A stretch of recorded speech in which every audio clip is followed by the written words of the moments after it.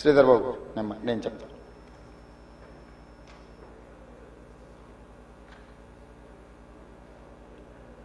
చాలామంది సభ్యులు మూసీ నది పునరుద్ధరణకు సంబంధించి ప్రశ్నలు అడగడం, సూచనలు చేయడం, ప్రభుత్వం వైపు నుంచి వివరణ కోరడం జరిగింది. మా సహచార మంత్రివర్గ సభ్యులు వీలైనంత మేరకు వాటికి సంబంధించిన సమాచారాన్ని అందించే ప్రయత్నం చేసిండ్రు. శ్రీధర్ బాబు గారు అందించిన సమాచారానికి అదనంగా కొంత ఇలాంటి శాఖ నేనే ప్రత్యక్షంగా నిర్వహిస్తున్నా. చాలా సందర్భాలలో ఈ సమీక్షలో కానీ కన్సల్టెంట్స్తో కానీ అధికారులతో కొన్ని నెలల తరబడి సమీక్షలో నేను ఉన్నా కాబట్టి నాకు కొంత అదనపు సమాచారం తెలుసు. ఈ సమాచారాన్ని సభ ముందు సభ్యులకు వివరించడం బాధ్యతగా భావించి తమ దగ్గర సమయం తీసుకొని ఈ వివరాలను సభ ముందు పెట్టే ప్రయత్నం చేస్తున్న అధ్యక్ష, మూసీ నది వికారాబాద్ జిల్లా అనంతగిరి కొండల్లో మొదలయ్యి నల్గొండ జిల్లా వాడపల్లి దగ్గర కృష్ణానదిలో కలుస్తుంది. దాదాపుగా అనంతగిరి కొండల నుంచి వాడపల్లి వరకు 240 కిలోమీటర్లు మూసీ నది ప్రవహిస్తుంది. ఈ మూసీ నది మూసీ ఒకటే లేదు అధ్యక్ష, ఇందులో ఈసా నది కూడా ఉంది. मेरे ख्याल से अकबरुद्दीन साहब को पता है, उस्मान सागर से नीचे बापू घाट तक मूसी नदी आएंगे. हिमायत सागर के ऊपर ईसा नदी है, वो नदी आके बापू घाट में, ये दो नदियों का संगम, इसीलिए बापू घाट वहां बनाए. కన్యాకుమారి దగ్గర 2 సముద్రాలు 2 నదుల యొక్క సంగమం దగ్గర మహాత్మా గాంధీ గారి అస్థికలు ఏ విధంగా పెట్టినరో ఈరోజు వికారాబాదులో మొదలయ్యే మూసా, రంగారెడ్డి జిల్లాలో ఇతర ప్రాంతాల నుంచి మొదలయ్యే ఈసా నదికి సంబంధించి హిమాయత్ సాగర్ ప్రాజెక్ట్ ఉంది. మూసీ నదికి సంబంధించి ఉస్మాన్ సాగర్ ప్రాజెక్ట్ ఉంది, అంటే గండిపేట ప్రాజెక్ట్. ఈ 2 నదులు వచ్చి లంగర్ హౌస్ దగ్గర ఏదైతే బాపు ఘాట్ ఉందో అక్కడ ఈ 2 నదులు కలుస్తాయి. ఆ 2 నదుల కలయిక దగ్గరనే మహాత్మా గాంధీ గారి అస్థికలను పెట్టి బాపు ఘాట్ను నిర్మించడం జరిగింది. అధ్యక్ష, ఈరోజు నాగరికత నదీ పరివాహక ప్రాంతంలోనే పెరిగింది. ప్రపంచంలో ఏ నగర విస్తీర్ణమైన ఏ ప్రజల యొక్క నాగరికత అభివృద్ధి చెందిందంటే నదీ పరివాహక ప్రాంతంలోనే మానవుల యొక్క నాగరికత అభివృద్ధి చెందింది. నదీ పరివాహక ప్రాంతాలలోనే గ్రామాలు కానీ పట్టణాలు కానీ నగరాలు కానీ నిర్మించడం జరిగింది. ఈ నదీ పరివాహక ప్రాంతంలో నిర్మించిన గ్రామాలు మనకు ప్రతి ఊరికి ఆనుకొని చెరువు ఉంటుంది. ఊరి యొక్క తాగునీరు సాగునీరు అవసరాలు తీర్చడానికి పట్టణాలలో కూడా మీరు పెద్ద పెద్ద లేకులు చూసారు. ఈరోజు హైదరాబాద్ నగరంలో కూడా కాకతీయుల నుంచి మొదలు పెడితే కులీ కుతుబ్ షాయిలు నిజాం వరకు ఈ ప్రాజెక్టులను నిర్మించడం ద్వారా ప్రజల యొక్క సాగునీరు తాగునీరు అవసరాలను తీర్చడమే కాకుండా పరిశ్రమలను ఏర్పాటు చేయడానికి కూడా ప్రణాళికబద్ధంగా ఆనాటి కాకతీయ సామ్రాజ్యం నుంచి మొదలు పెడితే చివరి నవాబ్ నిజాం నవాబు వరకు కూడా ఈ నదుల యొక్క పరివాహక ప్రాంతంలోనే ప్రాజెక్టులను కట్టడం జరిగింది. ఈరోజు మంజిరా నది ఉండొచ్చు, నిజాం సాగర్ ఉండొచ్చు, లేకపోతే ట్యాంక్ బండ్ ఉండొచ్చు, ఉస్మాన్ సాగర్ ఉండొచ్చు, హిమాయత్ సాగర్ ఉండొచ్చు. వరదలను నియంత్రించాలి.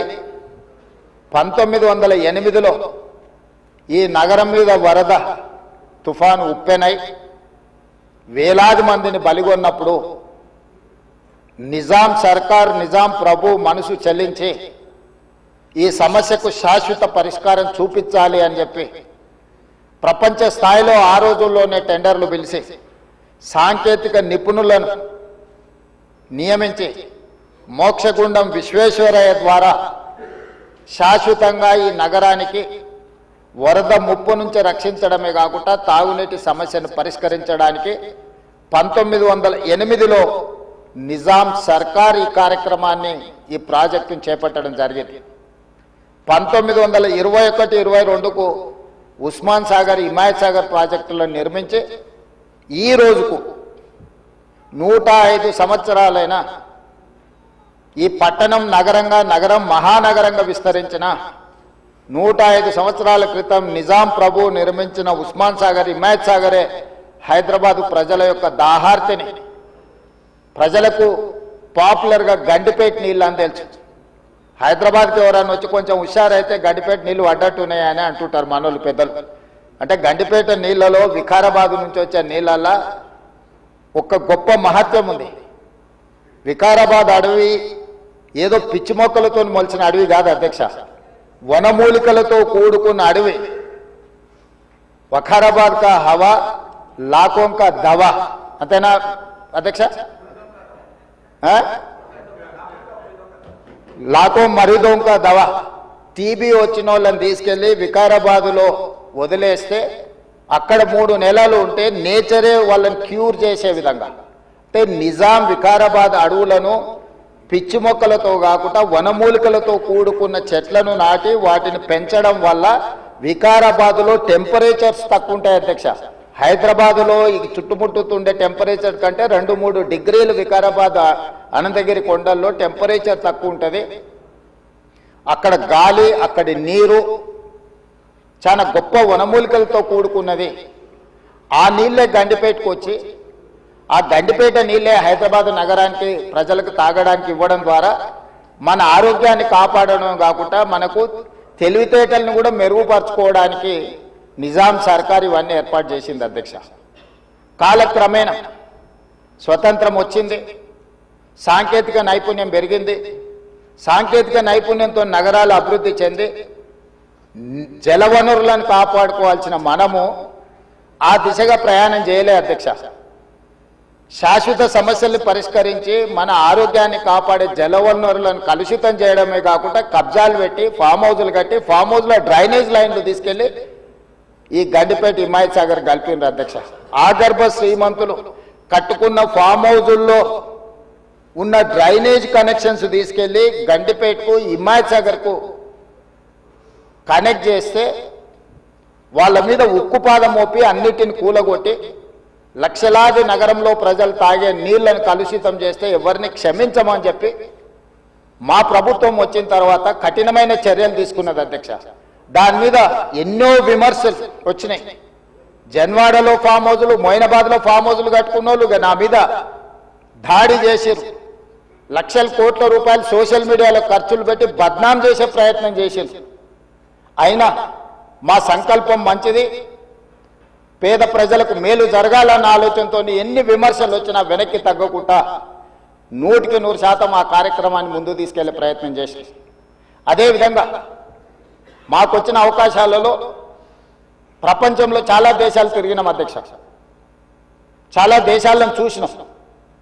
అభివృద్ధి చెందిన ప్రతి దేశంలో ఒక నదీ పరివాహక ప్రాంతాన్ని అభివృద్ధి చేయడమే కాకుండా వ్యాపార కేంద్రాలుగా మార్చారు. ఈరోజు న్యూయార్క్, న్యూజెర్సీ మధ్యలో హడ్సన్ రివర్, లేకపోతే లండన్లో థేమ్ రివర్.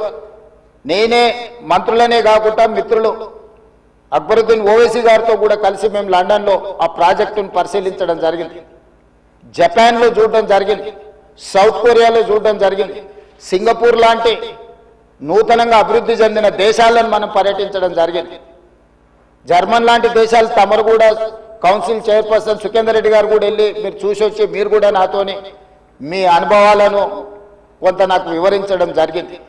అంటే ప్రపంచ స్థాయి గుర్తింపు పొందిన నగరాలలో నదీ పరివాహక ప్రాంతాలను కాపాడుకోవడమే కాకుండా ప్రక్షాళన చేయడమే కాకుండా వ్యాపార కేంద్రాలుగా మార్చి ఆ రాష్ట్రము, ఆ దేశం యొక్క ఆర్థిక వ్యవస్థను బలోపేతం చేసుకోవడానికి ప్రపంచ దేశాలు పోటీ పడుతున్నాయి.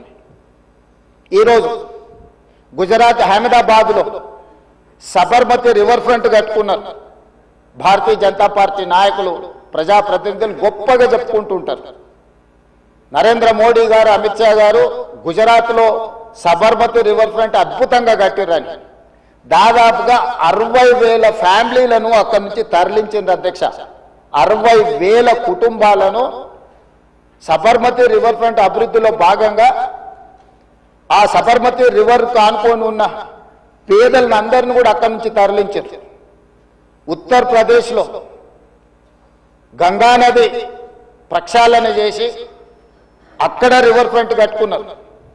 ఈ మధ్యకాలంలో ఢిల్లీ ఎన్నికల్లో బీజేపీ యమునా నదిని ప్రక్షాళన చేసి ప్రపంచ స్థాయి నదీ పరివాహక ప్రాంతాన్ని అభివృద్ధి చేస్తామని ఎన్నికల్లో భారతీయ జనతా పార్టీ నరేంద్ర మోడీ గారు చెప్పి ఢిల్లీ ఎన్నికల్లో గెలవడం జరిగింది.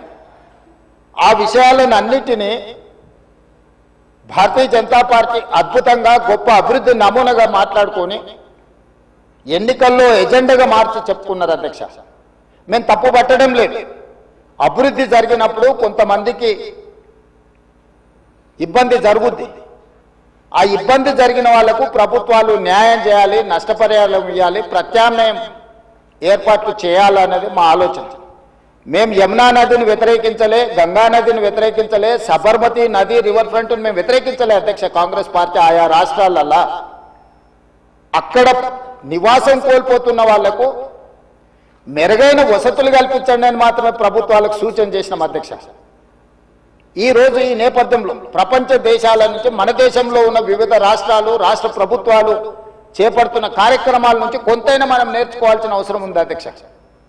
వాళ్ళందరికంటే ముందు నిజాం సర్కార్ మూసీ నది రివర్ ఫ్రంట్ను నిజాం కట్టిండి అధ్యక్ష. వీళ్ళందరూ మేల్కోకముందే మీరు పురాణపూల్ బ్రిడ్జ్ నుంచి మక్కా మసీదు నుంచి మీరు ఆ లైన్ అంతా చూడండి.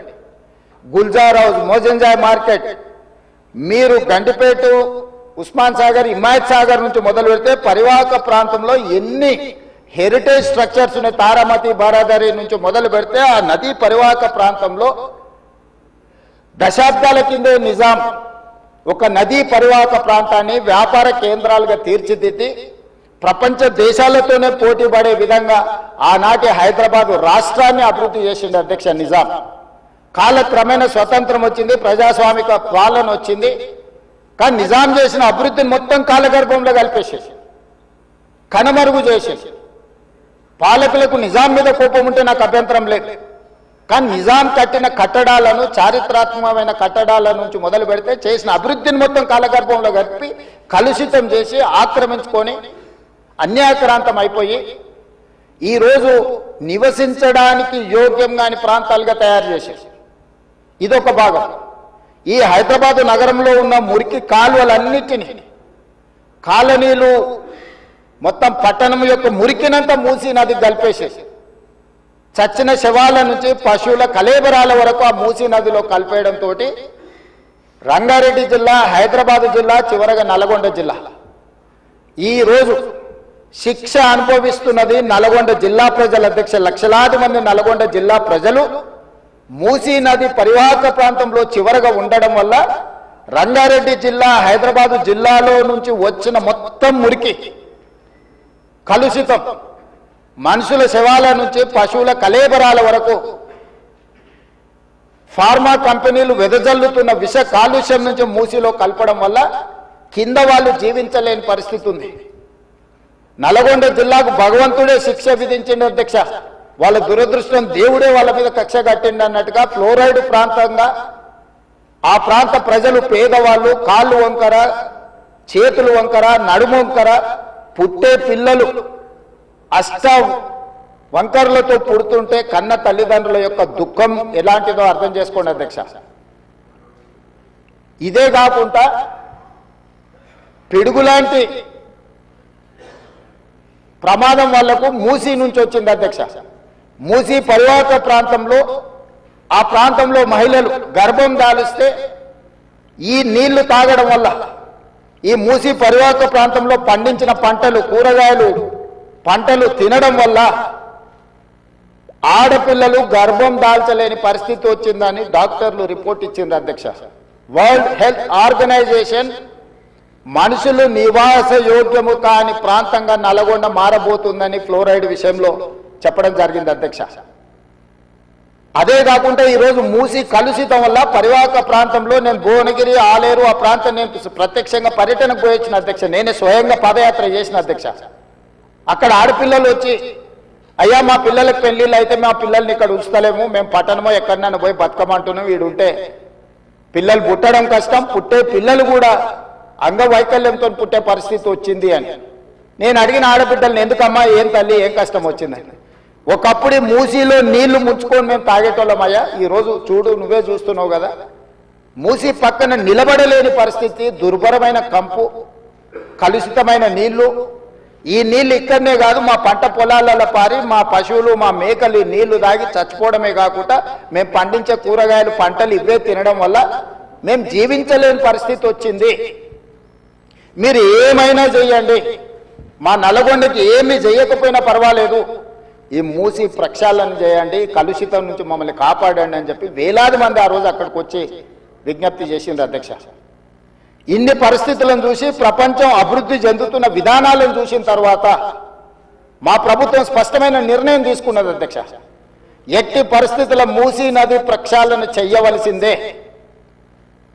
సంవత్సరానికి 365 రోజులు మూసీ నదిలో నీళ్లు ప్రవహించాల్సిందే అని ప్రణాళికలు సిద్ధం చేయాలని చెప్పి అధికారులను పిలిస్తే అధికారులు మన స్థాయిలోనే కాదు ప్రపంచ స్థాయిలో అనుభవం ఉన్న కన్సల్టెంట్స్ ఉంటే మనకి ఈజీ అవుద్ది, వాళ్ళు ఇచ్చే నివేదికలు అంచనాలు సూచనలు మనకు ఉపయోగపడతాయని చెప్పి గ్లోబల్ టెండర్ పిలిచిన అధ్యక్ష కన్సల్టెంట్ కోసం. అందులో జాయింట్ వెంచర్ కన్సార్షియం కింద మాన్హాట్ సింగపూర్ ప్రైవేట్ లిమిటెడ్, సింగపూర్కు సంబంధించిన సంస్థ, Cushman Wakefield private limited, Rios design studio, ఒకరు ప్రాజెక్టులు డిజైన్లలో, రెండవరు ఫైనాన్షియల్ కన్సల్టెంట్స్, ఒక ఆర్థికంగా ఏ రకంగా బ్యాంకుల నుంచి రుణాలు పొందాలి, ఏ రకంగా వ్యాపార కేంద్రాలను అభివృద్ధి చేయాలి, మూడవరు నీళ్లను ఏ విధంగా ఉపయోగించాలో ఈ ముగ్గురు కన్సార్షియం కింద ఏర్పడి ఈరోజు మూసీ రివర్ డెవలప్మెంట్ ఫ్రంట్ నుంచి మనం టెండర్లు పిలిచి ఈ కన్సల్టెంట్ని మనం అపాయింట్ చేసుకోవడం జరిగింది అధ్యక్ష. ఈ 3 వ్యాపార సంస్థలు కలిసి జాయింట్ వెంచర్ కింద ఈరోజు మనం మూసీ నది ప్రక్షాళన, మూసీ నది పునరుద్ధరణకు కన్సల్టెంట్గా ఉండి ఈరోజు నివేదికలు తయారు చేస్తున్నారు అధ్యక్ష. వాళ్ళు ఇచ్చిన ప్రాథమిక అంచనాలు, ప్రాథమిక నివేదికలు, ఫస్ట్ ఫేజ్ ఉస్మాన్ సాగర్ నుంచి బాపు ఘాట్, హిమాయత్ సాగర్ నుంచి బాపు ఘాట్, ఈ 2 ఇక్కడికి వచ్చి కలిసి బాపు ఘాట్ దగ్గర గాంధీ సరోవర్ మనం నిర్మించదలుచుకున్నాం అధ్యక్ష. ఇది 9.5 కిలోమీటర్లు ఉంది గండిపేట నుంచి బాపు ఘాట్ వరకు. హిమాయత్ సాగర్ నుంచి బాపు ఘాట్ వరకు 11.5 కిలోమీటర్లు ఉంది అధ్యక్ష దాదాపుగా. ఈ 2 కలిస్తే ఒక వి షేప్ లో అభివృద్ధి జరుగుతుంది. ఇది 21 కిలోమీటర్లు. గండిపేట పైన వికారాబాద్కి ఇంకా ప్రణాళికలు సిద్ధమవుతున్నాయి అధ్యక్ష. వీటికి నీళ్ల కోసము గోదావరి జలాలను 20 టీఎంసీలను తరలించాలి. 20 టీఎంసీలు తీసుకొచ్చి 15 టీఎంసీలు హైదరాబాద్ నగర దాహార్తిని తీర్చాలి. 5 టీఎంసీలు గండిపేటలో వదిలి శాశ్వతంగా ఈ నీటి సమస్యను పరిష్కరించాలి అని చెప్పి రోజు ప్రణాళికలు సిద్ధం చేయడమే కాకుండా 7,000 కోట్ల రూపాయలతోని గోదావరి నదీ జలాలను ఈ రోజు తరలించుకొచ్చి మూసీ నది ఈసీ నదిలో వదిలి ఈ రోజు 3 నదుల యొక్క సంగమం చేసి ఈ రోజు అభివృద్ధి కార్యక్రమాన్ని ముందుకు తీసుకెళ్లాలని పనులు ప్రారంభించిన అధ్యక్ష. నాకు తెలిసి గోదావరి నదీ జలాలు రాబోయే 2 సంవత్సరాల లోపలనే మనము గండిపేటకు నీళ్లు తరలించుకొని వస్తాం అధ్యక్ష. ఈ రోజు ఇప్పుడు ప్రాజెక్టు ప్రిపేర్ అయింది. నెక్స్ట్ 3 months లో 31 మార్చి లోపల గండిపేట నుంచి గాంధీ సరోవర్ వరకు, హిమాయత్ సాగర్ నుంచి గాంధీ సరోవర్ వరకు 21 కిలోమీటర్లు కూడా మార్చి 31 లోపల అంచనాలు సిద్ధం చేసి టెండర్లను చేసి first phase of Musi river development front అభివృద్ధి కార్యక్రమాలను ముందుకు తీసుకెళ్లాలనుకున్నాం. ఈ ఫస్ట్ ఫేజ్కి ఏడీబీ బ్యాంకు 4,100 కోట్ల రూపాయలు మనకు రుణం ఇస్తాం. ఈ ప్రాజెక్టులో విషయం ఉన్నది, ఈ ప్రాజెక్ట్ అవసరం ఉన్నది, అభివృద్ధి చేయడానికి మేము బ్యాంకు రుణాలు ఇస్తామని దీనికి సంబంధించి కేంద్ర ప్రభుత్వం కూడా మనకు అనుమతులు ఇచ్చింది. కేంద్ర ప్రభుత్వం అనుమతుల తర్వాత ఏడీబీ బ్యాంకు కూడా ముందుకు వచ్చింది. ఈ రోజు ఈ first phase detail project report దాదాపుగా నెక్స్ట్ 4-5 రోజులు సబ్మిట్ చేసినాము. వాళ్ళు కొన్ని క్లారిఫికేషన్స్ అడిగినారు. ఆ క్లారిఫికేషన్స్ నివృత్తి చేస్తే సంక్రాంతి లోపల ఫస్ట్ ఫేజ్ ఆఫ్ ప్రాజెక్టు కూడా మనకు క్లారిటీ వస్తుంది అధ్యక్ష. క్లారిటీ వచ్చిన తర్వాత ఎగ్జాక్ట్గా ఎంత జరుగుద్దో, దీని అంచనాలు ఏంది, నీళ్ళు ఏంది, ఏ విధంగా చెక్ డ్యామ్లు కడతాము, ఏ విధంగా నీళ్లు తీసుకొస్తాము. ఈరోజు ఉత్తి నీటి ప్రవాహమే కాదు అధ్యక్ష, ఈ ప్రాజెక్టు పేరు గండిపేట నుంచి గౌరెల్లి, గండిపేట దగ్గర ప్రారంభమై రామోజీ ఫిలిమ్స్ దగ్గర గౌరెల్లి ఔటర్ రింగ్ రోడ్కి కనెక్ట్ అవుతుంది అధ్యక్ష. ఇది 55 కిలోమీటర్లు అధ్యక్ష. ఈ 55 కిలోమీటర్లు కూడా ఎలివేటెడ్ కారిడార్. ఈరోజు ఔటర్ రింగ్ రోడ్డు 160 కిలోమీటర్లు ఉంది. మధ్యలో నుంచి మధ్యలోకి పోవాలంటే 80 కిలోమీటర్లు ప్రయాణం చేయాలి. కానీ అదే గండిపేట నుంచి గౌరెల్లి వరకు మీరు ఎలివేటెడ్ కారిడార్ వేస్తే 55 కిలోమీటర్లలోనే మనం ఇక్కడ నుంచి అక్కడికి ప్రయాణం చేయడానికి అవకాశం ఉంది అధ్యక్ష. నార్సింగ్ దగ్గర ఒక జంక్షను, అట్లా ప్రతి దగ్గర బాపుఘాట్ దగ్గర ఇంకొక జంక్షను, చార్మినార్ దగ్గర ఇంకొక జంక్షను, చాంద్రాయణగూడ మన చాదర్ఘట్ దాటిన తర్వాత ఇంకొక జంక్షను, నాగోల్ దగ్గర ఇంకొక జంక్షన్, ఇట్లా ప్రతి జంక్షన్లో ట్రంపెట్స్ క్రియేట్ చేసి ఔటర్ రింగ్ రోడ్డు నుంచి సిటీలోకి వచ్చే వాళ్ళు అక్కడికి వచ్చి ప్రతి సర్కిల్లో ఎక్కడానికి దిగడానికి కూడా ట్రంపెట్స్ క్రియేట్ చేయమని ఈరోజు ఎలివేటెడ్ కారిడార్స్ నిర్మించడానికి మనం అధికారులకు కన్సల్టెంట్స్కు చెప్పినాం అధ్యక్ష. ఈ ప్రాజెక్టులో భాగంగానే మిరాలం ట్యాంకులో వచ్చే నీళ్లు కూడా మిరాలం ట్యాంక్ నుంచి జవహర్లాల్ నెహ్రూ జువాలజికల్ పార్క్ నుంచి ఆ నీళ్లు వచ్చేసి మూసీలో కలుస్తాయి అధ్యక్ష. It is connected to Musi only. So ఆ ప్రాజెక్టు కూడా అక్బరుద్దీన్ ఓవైసీ గారు, నేను ముఖ్యమంత్రిగా మొదటిసారి చాంద్రాయణగుట్ట పర్యటనకు పోయినప్పుడు అసదుద్దీన్ ఓవైసీ గారు ఇద్దరు మిరాలం ట్యాంకును ఒక పర్యాటక కేంద్రంగా బ్రహ్మాండంగా అభివృద్ధి చేయాలి, ట్యాంక్ బండ్ అక్కడ ఉండు కాదు, మాకు ఈ ఓల్డ్ సిటీలో ఒక మిరాలం ట్యాంక్ని అభివృద్ధి చేయాలి, జూ పార్క్ ఉన్నది పక్కన మిరాలం ట్యాంక్ ఉంది 450 ఎకరాలలో మీరు చేయాలంటే దాన్ని కంప్లీట్గా ఈ కన్సల్టెంట్స్కి ఇచ్చి ప్రపంచ స్థాయిలో అక్కడ ఒక అభివృద్ధి పర్యాటక కేంద్రంగా మార్చాలని చేసి ఈరోజు 450 కోట్ల రూపాయలతోనే మిరాలం ట్యాంక్ మీద బ్రిడ్జ్ కట్టడమే కాకుండా ఆ ప్రాంతాన్ని అభివృద్ధి చేయడానికి టెండర్ పిలిచి పనులు జరుగుతున్నాయి అధ్యక్ష. రాబోయే 2 సంవత్సరాలలో ఆ ప్రాజెక్టు కూడా పూర్తి చేస్తాం అధ్యక్ష. ఓల్డ్ సిటీ అని నెగ్లెక్ట్ చేయలేదు అధ్యక్ష. నేను చెప్పిన అది ఓల్డ్ సిటీ కాదు, అది ఒరిజినల్ సిటీ. ఒరిజినల్ సిటీని రివైవ్ చేసి ప్రపంచంలోనే ఒక గొప్ప నగరంగా మా హైదరాబాద్ నగరం అని చెప్పుకునే విధంగా అభివృద్ధి చేస్తామని చెప్పి మాట ఇవ్వడం జరిగింది. దాంట్లో భాగంగానే ఈరోజు గౌలిగూడ దగ్గర వదిలేసిన మెట్రోను ఈరోజు చాంద్రాయణగుట్ట వరకు పొడిగిస్తున్నాం అధ్యక్ష. ల్యాండ్ ఎక్వేషన్ జరుగుతుంది. అక్బరుద్దీన్ ఓవైసీ గారే మలక్పేట ఎమ్మెల్యే గారు ఇక్కడ ఉన్నారు. ఈరోజు నష్టపరిహారం అడిగినంతగా భూములు కోల్పోయే వాళ్ళకి ఇచ్చి ఈరోజు మెట్రో పనులు ప్రారంభించిన అధ్యక్ష. మిరాలం ట్యాంకును ప్రారంభించిన అధ్యక్ష. అదేవిధంగా longest flyover PV Narasimha Rao flyover తర్వాత 2వ లాంగెస్ట్ ఫ్లైఓవర్ మన్మోహన్ సింగ్ గారి పేరు మీద ఫ్లైఓవర్ని జూ పార్క్ దగ్గర మనం ప్రారంభించుకున్నాం అధ్యక్ష. ఓల్డ్ సిటీ నెగ్లెక్ట్ చేయలేదు అధ్యక్ష. అండర్ గ్రౌండ్ డ్రైనేజ్ చంద్రాయణగుట్ట ప్రాంతానికి మనం నిధులు ఇచ్చినాం అధ్యక్ష. ఇవన్నీ కూడా పాత నగరాన్ని, ఇది మన తలమానికము, మన యొక్క గొప్ప గౌరవము హైదరాబాద్ నగరం అని చెప్పి ఈరోజు హైదరాబాద్ నగరం మీద ప్రత్యేకమైన దృష్టి పెట్టి ఈరోజు కార్యక్రమాలు తీసుకుంటున్నాం అధ్యక్ష. ఇక మళ్ళీ మూసీకి వస్తున్నాయి అధ్యక్ష. ఈ మూసీని కేవలం మా మిత్రులు పాయల్ శంకర్ గారు అడిగారు, ఇది ఉత్త నీళ్ళే తీసుకొస్తారా, దీన్ని వ్యాపార కేంద్రంగా చేస్తారా? వారేమో ప్రశ్న అడిగారు. కొంతమంది ఏమో రేవంత్ రెడ్డి రియల్ ఎస్టేట్ బ్రోకర్గా మారిండు, రేవంత్ రెడ్డి రియల్ ఎస్టేట్ చేస్తాడని. అధ్యక్ష, రియల్ ఎస్టేట్ ఒక ఇండస్ట్రీని ప్రమోట్ చేసి ఇండస్ట్రీకి అవసరమైన వసతులు కల్పించడం అనేది ప్రభుత్వం యొక్క బాధ్యత. ఈ నగరం రియల్ ఎస్టేట్ విస్తరిస్తే పెట్టుబడులు వస్తాయి, పెట్టుబడులు వస్తే పరిశ్రమలు వస్తాయి, పరిశ్రమలు వస్తే ఉద్యోగ ఉపాధి అవకాశాలు వస్తాయి. ఈరోజు ఎకానమీని మనం పెంచుకోవాలంటే, ఆర్థిక వ్యవస్థ బలోపేతం కావాలంటే, ఆ రోజు కూడా ఇట్లనే మాట్లాడిన డాక్టర్ వైఎస్ రాజశేఖర రెడ్డి గారు, అంతకంటే ముందు నేదురుమల్లి జనార్దన్ రెడ్డి గారు హైటెక్ సిటీకి మొట్టమొదటిసారి ఫౌండేషన్ స్టోన్ వేసినప్పుడు పి జనార్దన్ రెడ్డి గారు పట్టుబట్టి మొట్టమొదట ఫౌండేషన్ స్టోన్ హైటెక్ సిటీకి పడ్డది. పి జనార్దన్ రెడ్డి గారు ఎమ్మెల్యేగా ఉన్నప్పుడు, నేదురుమల్లి జనార్దన్ రెడ్డి ముఖ్యమంత్రి ఉన్నప్పుడు పివి నరసింహారావు గారు వచ్చి మొదట హైటెక్ సిటీకి శిలాఫలకం వేసింది వాళ్ళు. తర్వాత ఆగిపోయింది. ఆ తర్వాత చంద్రబాబు నాయుడు గారు వచ్చిన తర్వాత మళ్ళీ చంద్రబాబు నాయుడు గారు, అటల్ బిహారీ వాజ్పేయి గారు వచ్చి హైటెక్ సిటీ నిర్మాణం చేశారు. ఆ రోజు కూడా ఇదే ఆరోపణలు చేశారు అధ్యక్ష. ప్రభుత్వం రియల్ ఎస్టేట్ వ్యాపారం చేస్తుందా, ప్రభుత్వానికి ఏం పని ఉంది అని. కానీ ఇలా విస్తరించిన నగరం ఎక్కడొచ్చింది అధ్యక్ష? సైబరాబాద్ అని గొప్పగా ఎందుకు చెప్పుకుంటున్నాం? ఐటీ కంపెనీలు, ఫార్మా కంపెనీలు, global capability centres, data centres, ఇవన్నీ ఎక్కడి నుంచి వచ్చినాయి అధ్యక్ష? ఈరోజు ఫైనాన్షియల్ డిస్ట్రిక్ట్, నాలెడ్జ్ పార్క్లో ఎన్ని లక్షల మందికి ఉద్యోగాలు వచ్చినాయి అధ్యక్ష? ఈరోజు విస్తరించే నగరం అర్బనైజేషన్ అవుతుంది అధ్యక్ష. పట్టణ ప్రాంతాలు పెరుగుతున్నాయి, పట్టణీకరణ జరుగుతుంది. ఈరోజు 55% జనాభా పట్టణాలలో నివసిస్తున్నారు అధ్యక్ష. రాబోయే 20-25 ఏళ్లలో 75% మన పట్టణాల యొక్క జనాభా పెరుగుతుంది అధ్యక్ష. కేవలం ఔటర్ రింగ్ రోడ్ ఇన్సైడే 1,34,00,000 మంది ప్రజలు నివసిస్తున్నారు అధ్యక్ష.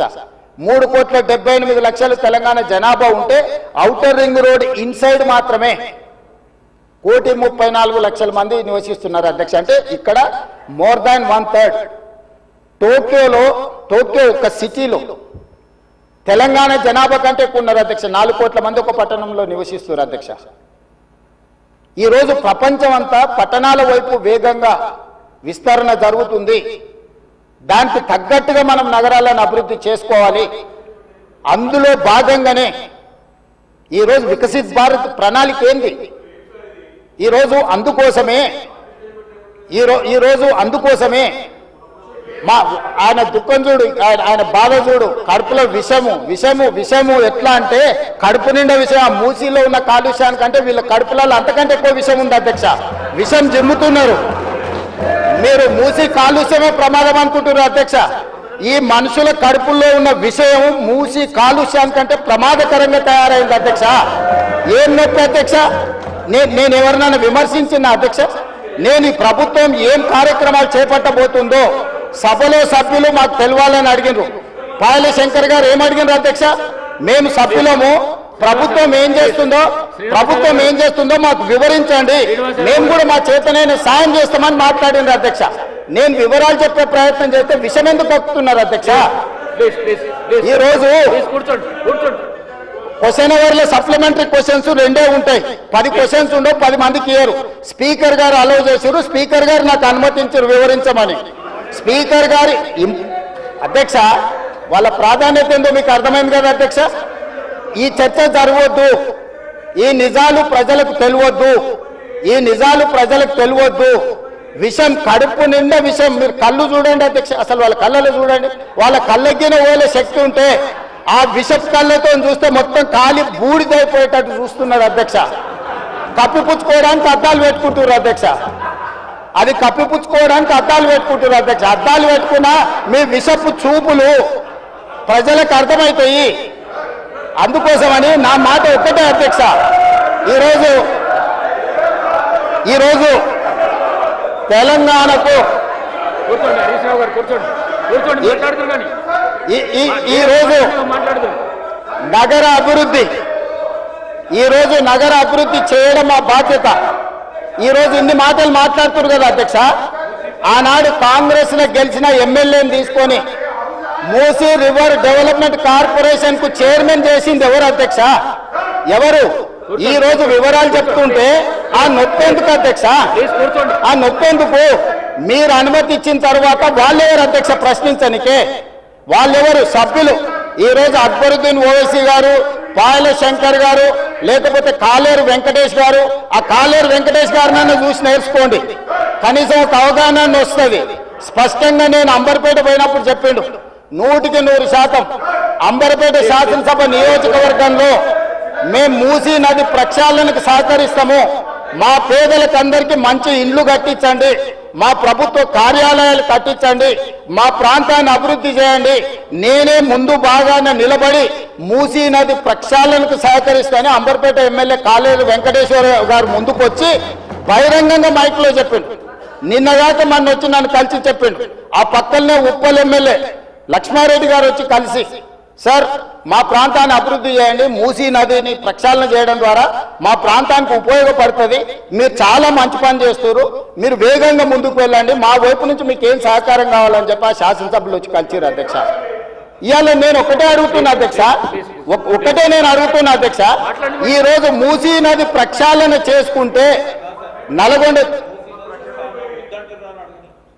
ఈరోజు మూసీ నది ప్రక్షాళన మేము చేస్తున్నామంటే మీరు చెయ్యాలంటున్నా వద్దంటున్నా ఒక్క మాటలో చెప్పండి. మీరు చెయ్యాలనుకుంటే ఏమి చెయ్యాలో సూచన ఇవ్వండి, వద్దంటే మీ కడుపు మంట ఏందో చెప్పండి, తెలంగాణ ప్రజలు నిర్ణయించుకుంటారు.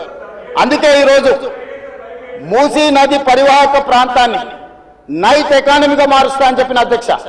పట్టణం అంతా రాత్రి 9 గంటలకు నిద్రపోతే రాత్రి 9 గంటల నుంచి ఉదయం 6 గంటల వరకు మూసీ నది పరివాహక ప్రాంతంలో నైట్ ఎకానమీని రివైవ్ చేసి అక్కడ హోటల్స్, ఆఫీసులు, అదే విధంగా ఫుడ్ కోర్ట్స్, కల్చరల్ యాక్టివిటీస్ వీటన్నిటిని కూడా ప్రపంచ స్థాయి నగరంగా మార్చడానికి నైట్ ఎకానమీని ఓపెన్ చేయబోతున్నామని చెప్పినాం అధ్యక్ష. ఆ ప్రాంతంలో ఉన్న ప్రతి వాళ్లకు, నష్టపోయే వాళ్లకు అత్యధికంగా నష్టపరిహారం ఇచ్చి బ్రహ్మాండమైన కాలనీలు కట్టించిస్తాం అధ్యక్ష. ఈరోజు వాళ్ళు ఏ పరిస్థితి లేనోళ్ళు, ఏ దిక్కు లేనోళ్ళు, సర్వం కష్టాలలో మునిగేటోడే మూసీ పక్కన పోయి ఇల్లు కట్టుకుంటాడు అధ్యక్ష. మూసీలో ఉండే దోమలు కానీ, కంపు కానీ, అక్కడ ఉన్న వాతావరణం కానీ, శవాలు కొట్టుకొస్తుంటే ఎవరైనా అక్కడ ఉండాలనుకుంటారు అధ్యక్ష. ఏ పేదోడైనా మీరు చెప్పండి అధ్యక్ష. ఒకప్పుడు నందనవనం కట్టింది కదా అధ్యక్ష, మూసీ నదిలో ఉన్న వాళ్ళని తీసుకెళ్లి. ఈ రోజు ఆ ప్రాంతంలో నందనవనం మనం పోయినప్పుడు ఎంతమంది జిల్లాల నుంచి వచ్చిన వాళ్ళు ఉన్నారు అధ్యక్ష. ఎల్బీ నగర్ ఎమ్మెల్యే గారికి తెలుసు, నందనవనం ఆ కాన్స్టిట్యున్సీలోనే వస్తుంది. ఈరోజు మూసీ నది పరివాహక ప్రాంతంలో ఉన్న పేదలకు మంచి వసతులు కల్పించి, వాళ్ళ పిల్లలు చదువుకోవడానికి మంచి పాఠశాలలు ఇచ్చి, వాళ్ళకు ఉద్యోగ ఉపాధి అవకాశాలు కల్పిస్తామని మేమంటే లేదు, అది అట్లనే ఉండాలి, తరలించడానికి వీల్లేదు, కట్టడానికి వీల్లేదు, మేము అడ్డం పండుకుంటాం, మేము నిలువు పండుకుంటామన్నారు. మరి మన వర్షాలు వచ్చినప్పుడు పోయి పండుకునేది ఉండే అధ్యక్ష, పోలేదు. ఏమి లేనప్పుడు పోయి ఆ పక్కన ఉన్న కాలనీలలో పండుకొని వచ్చారు అధ్యక్ష. ఇప్పుడు ఉండమని ఉంది అధ్యక్ష నెల రోజులు. ఇప్పుడు వద్దంటున్న వాళ్ళు ఉన్నారు కదా, నెల రోజులు మూసీ నది పక్కన ఉండమని చెప్పుండ్రు అధ్యక్ష. అంబర్పేట శ్మశాన వాటిక ఉంది కదా అధ్యక్ష, ఆ శ్మశాన వాటిక దగ్గర ఉన్న శవాలు, కులిపోయిన శవాలు, కాలిపోయిన సగం కాలిన శవాలు ఉన్నాయి కదా అధ్యక్ష, వీళ్ళందరూ అక్కడ ఉండమని ఉండి చూడమని ఉండి. ఏ దుర్భరమైన పరిస్థితి ఉందో అర్థమవుతుంది, ఏ దుర్భరమైన పరిస్థితుల్లో ప్రజలు ఉన్నారో అర్థమవుతుంది. అందుకే ఈరోజు ప్రపంచ స్థాయి సంస్థలను కన్సల్టెంట్ గా పెట్టుకున్నాము. ఫస్ట్ ఫేజ్ ఒక కొలిక్కి వచ్చింది, మిగతాది కూడా విడతల వారిగా ప్రాజెక్టు రిపోర్టు జరుగుతుంది. నేను హైదరాబాద్ నగరంలో 5 ఏళ్లలో 1,50,000 కోట్లు ఖర్చు పెడతాం, మూసీ నది ప్రక్షాళన చేస్తామంటే 1,50,000 కోట్లు కాంట్రాక్ట్ ఇచ్చేసారు, రేవంత్ రెడ్డి 25,000 కోట్లు తినేసిందని మాట్లాడుతున్నారు అధ్యక్ష. ఎంతసేపు వాళ్ళు ఎట్లనో మిగతాలు కూడా అట్లనే అనుకుంటారు అధ్యక్ష. కాంట్రాక్ట్లు ఇచ్చుడు, కమిషన్లు కొట్టుడు, లిఫ్టులు పంపులు పెట్టుడు, ఇండ్లలో కనకవర్షం కురిపించుకున్నాడు, పోయి జన్వాడలనో లేకపోతే మొయినాబాద్లో ఫామ్ హౌజులు కట్టుకున్నాడు. ఇంతకు తప్ప మీరు చేసింది ఏంది? నా గురించి మాట్లాడే అర్హత మీకెక్కడిది? ఈ రోజుకు ఏది కూడా మేము కన్సల్టెంట్స్ డీటెయిల్ ప్రాజెక్టు రిపోర్ట్ ఇచ్చే వరకు అంచనాలు మేము చెప్పలేము. ఏంటంటే మేము 80,000 పుస్తకాలు చదవలేదు, మాకంత నాలెడ్జ్ లేదు, మేము అట్లా దొంగతనాలు చేయాలని పని కూడా పెట్టుకోలేదు అధ్యక్ష. అందుకే ఈరోజు మంచిరేవుల దగ్గర కాకతీయుల నాటి శివాలయం ఉన్నది అధ్యక్ష. 850 సంవత్సరాల పురాతనమైన శివాలయం మంచిరేవుల దగ్గర ఉంది అధ్యక్ష. గ్రేహాండ్స్ ల్యాండ్ ఉందా, ఈ రోజు అక్కడ శివాలయం కట్టదలుచుకున్నాం అధ్యక్ష. మన సంస్కృతిని కూడా పునరుద్ధరిస్తున్నాం. ముందుకు వచ్చిన తర్వాత మక్కా మసీద్ ఉన్నది, ఒక అంతర్జాతీయ స్థాయి మసీదును అక్కడ కట్టదలుచుకున్నాం అధ్యక్ష. నదీ పరివాహక ప్రాంతంలో ముందుకు వస్తే సిక్ చావుని గౌలిగూడ దగ్గర ఒక అద్భుతమైన స్వర్ణ దేవాలయం లాంటి ఒక సిక్ మందిరాన్ని కట్టదలుచుకున్నాం అధ్యక్ష. ఆ విధంగా ముందుకెళ్తే ఉప్పల్ ప్రాంతంలో మెదక్ చర్చ్ లాంటి ఒక అద్భుతమైన చర్చిని కట్టదలుచుకున్నాం అధ్యక్ష. మూసీ నది పరివాహక ప్రాంతంలో ఒక పక్కన దేవుడు ఉంటాడు, ఇంకొక పక్కన అల్లా ఉంటాడు, ఇంకొక పక్కన గురుద్వారా ఉంటుంది, ఇంకొక పక్కన యేసు ప్రభు ఉంటాడు. ఈ 4 మతాలకు సంబంధించి మూసీ నది పరివాహక ప్రాంతంలో మత సమ్మేళనాన్ని చేసి ఒక మత సామరస్యాన్ని అభివృద్ధి చేయడానికి ఈరోజు కార్యక్రమాలు చేస్తున్నాం అధ్యక్ష. అదే విధంగా ఈరోజు ఇంటర్నేషనల్ స్టాండర్డ్స్ లో మనం అక్కడ ఉండే వ్యాపార కేంద్రాలను అభివృద్ధి చేయాలనుకుంటున్నాం అధ్యక్ష. ఈ రోజు నీళ్లు శాశ్వతంగా అందులో ప్రవహించే విధంగా నగరాల నుంచి వచ్చే మొత్తం కాలుష్యాన్ని మొత్తం నియంత్రించి సివరేజ్ ట్రీట్మెంట్ ప్లాంట్స్ పెట్టి ట్రీట్ చేసి ఆ వాటర్ని కూడా వినియోగించుకోవడానికి ఈరోజు ప్రణాళికలు చేస్తున్నాం అధ్యక్ష. వీటన్నిటికీ అంచనాలు లేకుండా టెండర్లు ఇచ్చి కాంట్రాక్టర్ల దగ్గర నుంచి మేము కమిషన్లు కొట్టదలుచుకోలేదు అధ్యక్ష. సంవత్సరంన్నర నుంచి నిరంతరం పనిచేస్తే ఇప్పుడు ఒక కొలిక్కి వచ్చినాయి. ఇంకొక సంవత్సరం పడుతుంది మొత్తం డీటెయిల్ ప్రాజెక్టు రిపోర్ట్ తయారు కావడానికి. 5 సంవత్సరాల కోసం కన్సల్టెంట్ కంపెనీని పెట్టుకున్నాం అధ్యక్ష. 5 సంవత్సరాలు ప్రాజెక్టు డిజైన్లు ఇవ్వడమే కాకుండా, అంచనాలు వేయడమే కాకుండా, నిర్మాణంలో కూడా వాళ్ళ సహకారం ఉండాలని చెప్పి ఈరోజు అంతర్జాతీయ స్థాయి కంపెనీలను తీసుకొచ్చి మనం పెట్టుకున్నాం అధ్యక్ష. నేను అందుకే డిపిఆర్ వచ్చిన తర్వాత బడ్జెట్ సెషన్లో మీ అందరికీ డీటెయిల్ ప్రాజెక్ట్ రిపోర్ట్ హౌస్లో ప్రజెంట్ చేస్తా అధ్యక్ష. మీ అందరి సూచనలు తీసుకుంటాం, మీ అందరి సలహాలు తీసుకుంటా. నాకు ఇందులో సీక్రెట్ ఏం లేదు అధ్యక్ష. ఒక గొప్ప మంచి ఉద్దేశంతో మూసీ నది ప్రక్షాళన చేయదలుచుకున్నాము. ఇది 4 నదుల అనుసంధానం అవుతుంది అధ్యక్ష. మూసా నది, ఈసా నది, గోదావరి నది, కృష్ణా నది, 4 నదుల అనుసంధానము జరగగలిగిన ఏకైక అవకాశం తెలంగాణ రాష్ట్రంలో ఉన్నది. ఈ గొప్ప కార్యక్రమాన్ని చేసే అవకాశం దేవుడు నాకు ఇచ్చిండు. ఈ రోజు గాంధీ బాపు ఘాట్ ఏదైతుందో అక్కడ గాంధీ సరోవర్ కట్టదలుచుకున్నాం అధ్యక్ష. గాంధీ సరోవర్ నిర్మించాలంటే ప్రభుత్వానికి భూమి తక్కువ ఉంది, డిఫెన్స్ ల్యాండ్ ఉంది. 200 ఎకరాలు కేంద్ర ప్రభుత్వాన్ని అడిగినాం, నరేంద్ర మోడీ గారిని అడిగినాం, రాజ్నాథ్ సింగ్ గారిని అడిగినాం. రాజ్నాథ్ సింగ్ గారు పెద్ద మనసు చేసుకొని తాత్కాలికంగా ఇమ్మీడియట్గా ఒక 60 ఎకరాలు ఇస్తా, ఇంకొక 50 ఎకరాలు 100 ఎకరాల పైన ఇస్తా. గాంధీ సరోవర్, అక్కడ గాంధీ సరోవర్ దగ్గర ప్రపంచంలోనే ఎత్తైన మహాత్మా గాంధీ గారి విగ్రహాన్ని కట్టాలి. అక్కడ గాంధీ ఫిలాసఫీని ప్రపంచానికి చెప్పాలి. గొప్ప ఎడ్యుకేషనల్ ఇన్స్టిట్యూట్స్ అక్కడ పెట్టాలి. ప్రజలకు జ్ఞానాన్ని, పిల్లలకు విజ్ఞానాన్ని ఇవ్వాలని ఈరోజు మేము ప్రయత్నం చేస్తున్నాం. కేంద్ర ప్రభుత్వం కూడా పార్టీలకు వ్యతిరేకంగా, పార్టీలకు భిన్నంగా ఉన్న రాజ్నాథ్ సింగ్ గారు ఒక పెద్ద మనిషి ముందుకొచ్చి బ్రహ్మాండంగా ఉన్నది గాంధీ సరోవర్ కట్టుండని ప్రాథమికంగా 55 ఎకరాల భూమిని తెలంగాణకు బదలాయించడానికి ఒప్పుకుంటు.